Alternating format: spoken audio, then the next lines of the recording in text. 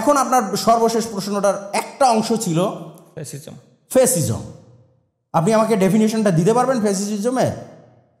আপনি যে একটা সরকারকে যে কাউকে ফ্যাসিস্ট বলবেন, তো ফ্যাসিস্টের তো একটা আন্তর্জাতিকভাবে স্বীকৃত ডেফিনেশন আছে, সংজ্ঞা আছে।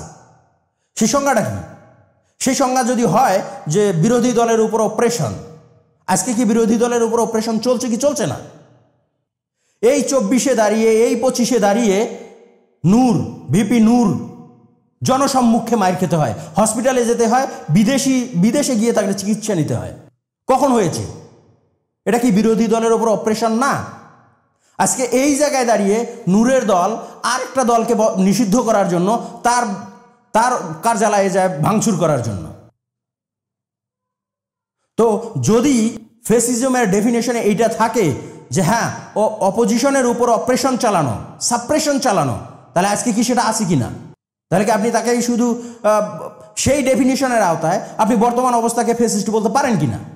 আচ্ছা, যদি আন্তর্জাতিক এই ডেফিনেশনে আসে যে অপোজিশনকে, বিরোধী মতকে সাপ্রেস করার জন্য আইন প্রয়োগকারী বাহিনীকে ব্যবহার করা, সৈনিককে ব্যবহার করা, আর্মিকে ব্যবহার করা, এগুলো হচ্ছে ফ্যাসিজমের লক্ষণ, তার আজকে কি সেই ব্যবহারগুলো হচ্ছে কিনা?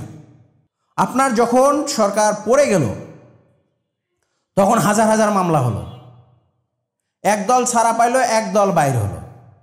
এটা কি ফ্যাসিজমের লক্ষণ কিনা? এখন আমি আপনাকে বলি যে আমার বিরুদ্ধে মামলা আছে, আমি ক্ষমতায় গেলাম, পরের দিন আমার মামলা অটোমেটিক্যালি ডিসমিস হয়ে গেল। এগুলো কি ফ্যাসিজমের লক্ষণ কিনা?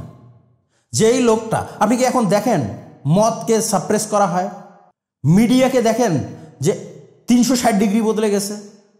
তো আগে আপনারা ফ্যাসিজমের ডেফিনেশনটা আপনারা আপনাদের মতো চালাবেন, নাকি ফ্যাসিজমের ডেফিনেশনটা আন্তর্জাতিকভাবে স্বীকৃত যে ডেফিনেশনগুলো আছে সেগুলো গ্রহণ করবেন? সেটাকে ঠিক করেন।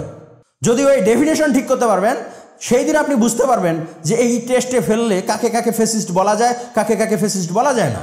কিন্তু বর্তমানে স্টেজেই দাঁড়িয়ে যেই পোলাপানরা যেই বক্তব্য দেয়, এই বক্তব্যটাই তো ফ্যাসিজম আপনি ডেফিনেশনে ফেললে।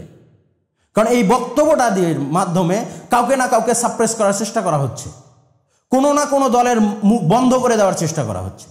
What is this? মানে ফ্যাসিস্টের সকল ক্যারেক্টারিস্টিক নিয়ে আপনি আরেকজনকে তো ফ্যাসিস্ট বলতে পারেন না। সিম্পল।